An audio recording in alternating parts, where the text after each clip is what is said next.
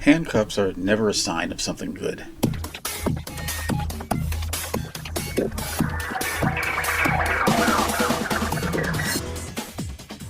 Hi, I'm Mark, and this is Subliteral Network. I make art and comics, and thanks for watching. Remember to hit like and subscribe and to leave your feedback in the comments.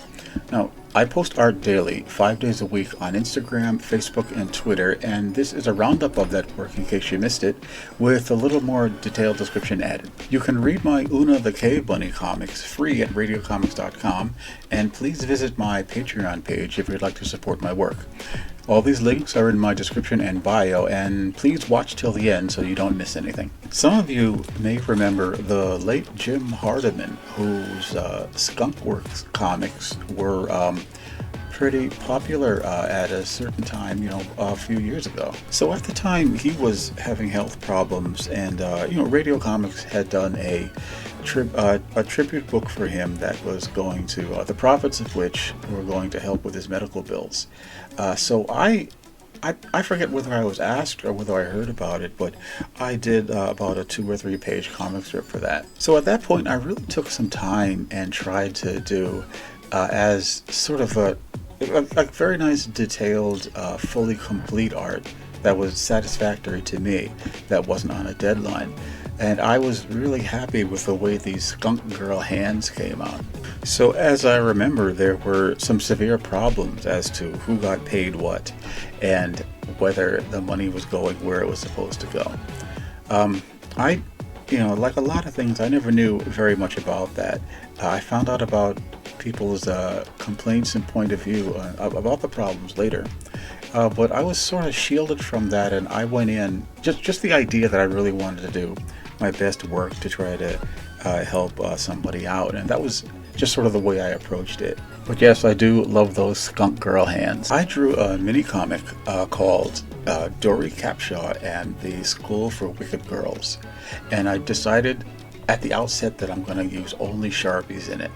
So I got a bunch of the thick Sharpies and the thin Sharpies, and I restricted myself to only using them.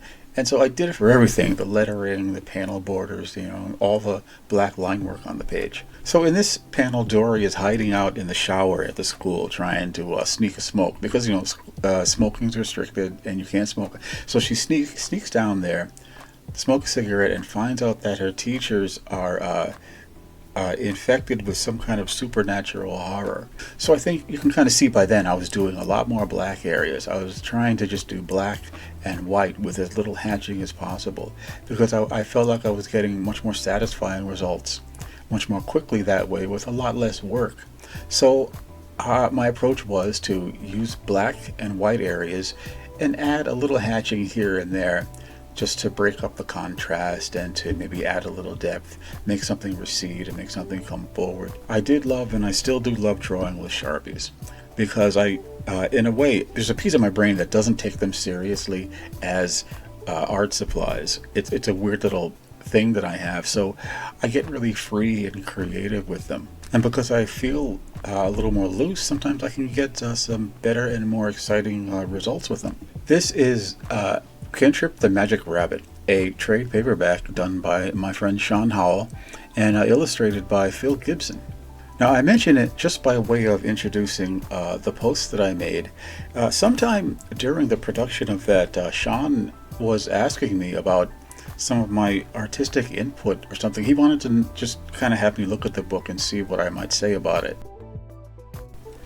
I mean, Sean was already a great writer. I had already illustrated quite a few of his stories for Radio Comics over in Furlough. So you can see what I did was to just take a page and do a quick sketch of it and break down a little bit of how I might just sort of, just make the page look better. So my idea was something that I had been kind of working on for years, just the use of black areas, just to bring out the page and to create emphasis and contrast and make the page look more interesting. So on the left, you can see the page as Phil Gibson drew it. And on the right, you can see my idea was just to add black areas. Just black out large areas of it. Because I can see that he was working quickly and working focused on the characters. And I thought, well, I mean, he was doing his art is really good, and I kind of hesitated to say anything, but I think that I feel like my suggestions were pretty helpful, and not they didn't add too much to the work. If he wanted to just give it some more emphasis and some more oomph, so you can see in my drawing, all I have is just black areas slashed across the back. The library shelves, I put black underneath them to just sort of indicate that that was a shadow area. And something simple like that can really help a page to look like you put so much more work into it, and help it to look, give it some depth, and give it again some contrast and emphasis. I thought my idea was so good. I just kind of said, shit, I'm going to do this for myself. Anyway, I'm going to put a link in the description to the Radio Comics site where you can buy the Cantrip the Magic Rabbit trade paperback if you'd like to buy it and take a look at it.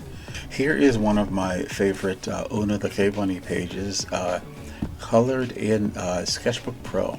I should probably mention that I'm doing all the art. I'm drawing and coloring, and at this point, I was doing all my own hand lettering, which was a skill that I picked up years ago, and the bulk of my early comics living was made as a hand letterer. I still love doing it, but I do use a lot of digital fonts now because they've really improved. They're easier, and because I was already pretty good at lettering.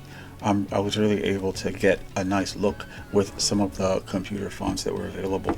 But this one is hand lettered, and I think you can see that I was drawing in what I considered a style of being open for color. Not a lot of black areas, a lot of containing line work, and that was the way I was approaching it for speed and for the kind of lighter feel of the comic. So as you can see, Una can talk to dinosaurs and kind of get them to do what she wants them to do quite a bit, but as you can see, she's not always perfectly successful at that. This is a page from a comic that I started and abandoned, and it was coming out pretty good, but okay, let me describe what was going on at the time. I really wanted to do a comic that would get published somewhere. So I said, who's publishing what, and what can I do that's suitable for their publication? So I was sort of thinking sort of a heavy metalish kind of idea here, and so I was kind of approaching more kind of intense, extreme, maybe a little more realistically drawn kind of work for that purpose. Turns out it was a very tiny piece of the market, and I couldn't quite figure out who to show it to.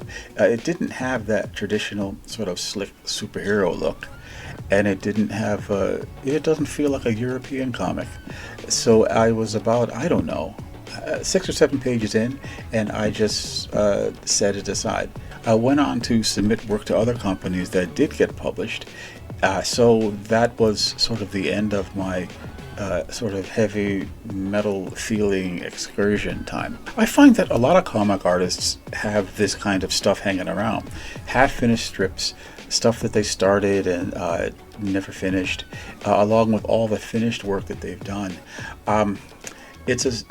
You don't want to get intimidated or discouraged because you're doing work and abandoning it and starting new work, because when you're doing comics, you've really got to get into the headspace where your work is going to be across multiple pages, and it's going to be a lot of work. And so that's why you've got to sort of get used to the idea of really kind of grinding and setting up a schedule for your pages so that you can humanly do it.